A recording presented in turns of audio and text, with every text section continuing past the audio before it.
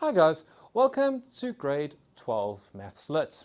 So in our last lesson we started with map work and we talked about scale and how we use scale in maps. We talked about how you can use bar scale and you can use unit scale to represent distances in real life on a map. And then we went through ways of going from, of calculating the length of something in real life from using a map. Now today we're carrying on looking at maps, and we're going to be looking at different types of maps and how we can read and interpret them, as well as going through some questions that you may get in tests and exams as we go in. So we're going to start off by having a look at some large-scale maps, maps that show the layout of buildings and sports grounds and things like that. Now the first map, as you can see behind me, is a map of a movie theatre showing the layout of the seats, where the screen is. You can see the screen's up at the top there. We have a number of seats, and each we have the seats broken up into aisles, aisle A, B, C, D, E, F, G, H, I, J, K, L, M, and N. And then in each one of those aisles, we have seats number 1, 2, 3, 4, blah, blah, blah, blah, blah. Okay, and then we have a key at the bottom. And the different shadings or colors of each seat indicate something different. So if we have that dark grey, it means the seat is available, it can still be booked. If the colour is black, then it is already booked and it can't be booked by somebody else. If the seat is a light grey, it means that that seat is unavailable. And finally, there are other black spots there that are reserved for people in wheelchairs. So that's an example of one kind of map. Let's have a look at the next example. So this is another floor plan or map of a building, and this one shows a floor of a shopping mall. We can see it's got the different parking areas, and then it lists out the different shops. We've got all the different shops there, and it shows the passageways. It also includes places like where the toilets are, where steps and escalators are, and most of those things are represented by various symbols. Okay, guys, the best way to understand how to read these maps is to go through some questions. So let's go ahead to the next slide. So here we are, we're back at the map of the movie theatre. And we're going to use this movie theatre map to answer a few questions. The first question says, if you wanted to book seats for a movie, which seats would you want to sit in? Okay guys, so the first things we need to realize is that some seats are already booked, so we can't sit there. So all the seats there in black, we can't sit at. Also, we're assuming that you and your friends are not in wheelchairs, so we are not going to sit in the spots reserved for wheelchairs. There are also a number of seats that, for unknown reasons, are unavailable, so we can't sit at them. We can only sit at the seats that are marked as available. And there are only 5 seats there that are marked as available. And those are the ones in row H, seats number 1, 2, 3, 4, and 5. So if you wanted to book seats for a movie, which seats would you want to sit in? You would want to sit in H1, H2, H3, H4, and H5. Okay, let's go on to the next question. Okay, it says, the next question, are seats N11 and N12 available? So what we need to do is, let's look for row N, and they try to trick you here because they purposely left the N out, but we assume that row M or N comes after row M, so it's right down here at the bottom.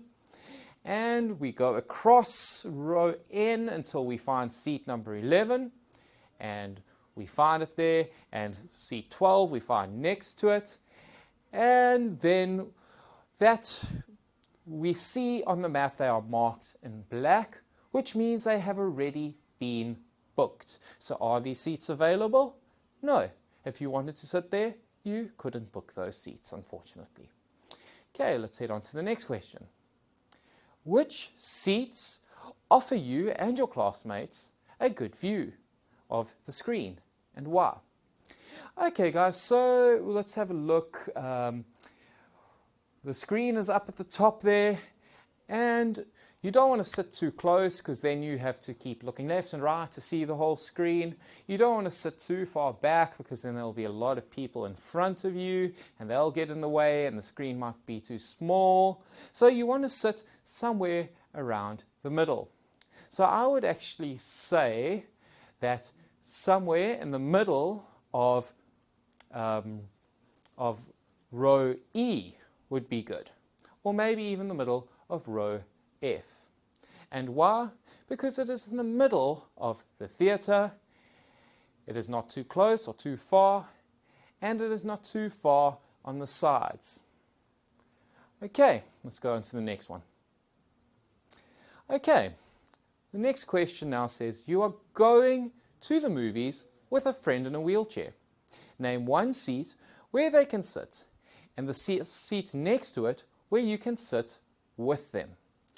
Okay guys, so your friend is in a wheelchair.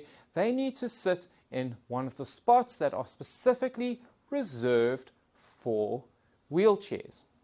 And those spots are going to be up towards the top of the middle aisle, and you can see they're marked in black this side and over on that side.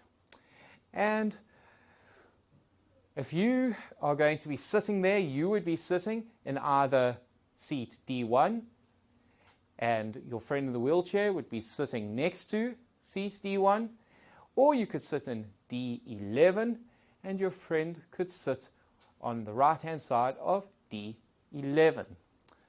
Okay, that answers that question.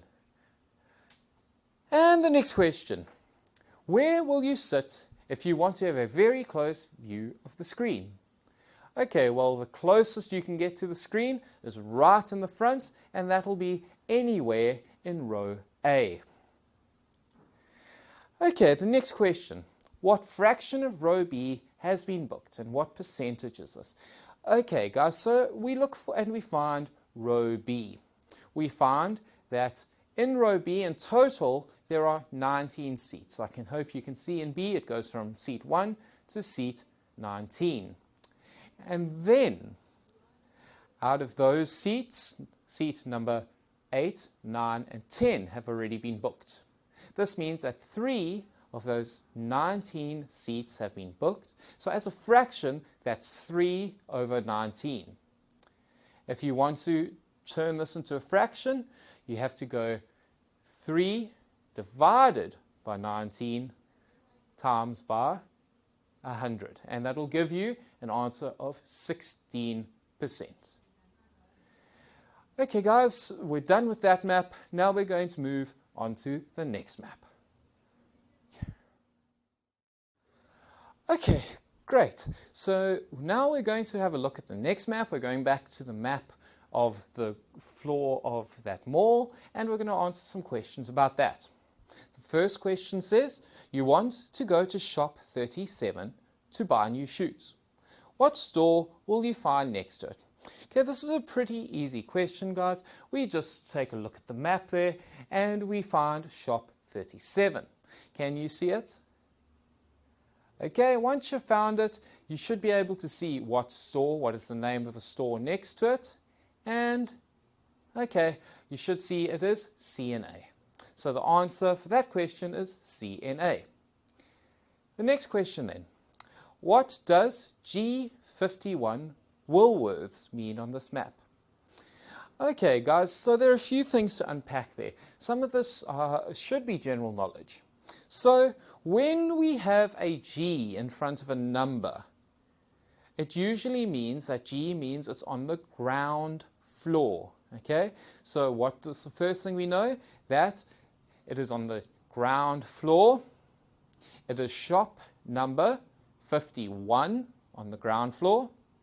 And what shop is there? It's Woolworths. So I would find Woolworths on ground floor, shop number 51. Okay, next question. Do you think this shopping centre has more than one floor? Explain your answers. Okay, so guys, you've got to use your brain a bit here. So we know that it refers to some of the shops as G51, like Woolworths. In other words, ground floor number 51. If it is separating things by ground floor, blah, blah, blah, it means that there must be multiple floors, because you have ground floor, you'll have first floor, you'll have basement. So there must be multiple floors to the center. Another thing is, if you know the symbol and you can see there just to the closest to me, just above Pick and Pay, you can see there those little symbols there. Those are symbols for escalators. And if there are escalators, it means there must be floors, so people are using the escalators to go up and down. So there we go.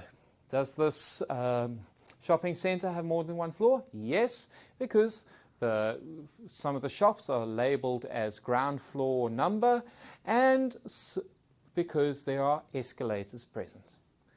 Next question.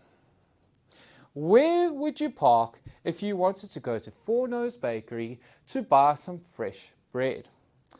Okay guys, so let's have a look. Can you see Four Nose on that map? Okay, it's quite close to me there, right next to the parking by entrance 5. So if you are going to just go to Four Nose Bakery to get some bread, you don't want to park on the other side of the mall and have to walk all the way across the mall to get there. So you're going to park in the parking by entrance 5. Okay. Next question. Name 2 stores you could buy stationery from, and describe how you would get to each one of them from entrance 1.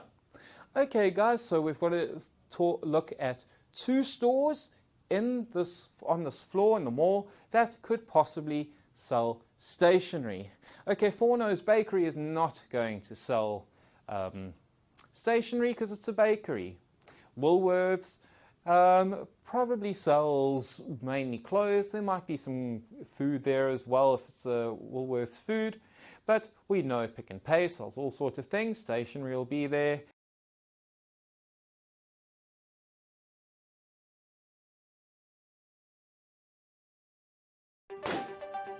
We need to learn to live with the COVID virus, the new normal, at least for the next few months. And we have just what you need to make sure you never miss a single school lesson. And it's absolutely free, mahala! High quality, powerful, animated lessons for all your subjects. So don't spend a cent until you have tried iWhiz. It's everything you need. All video lessons, textbooks, workbooks, exam prep. We want you to ace 2021.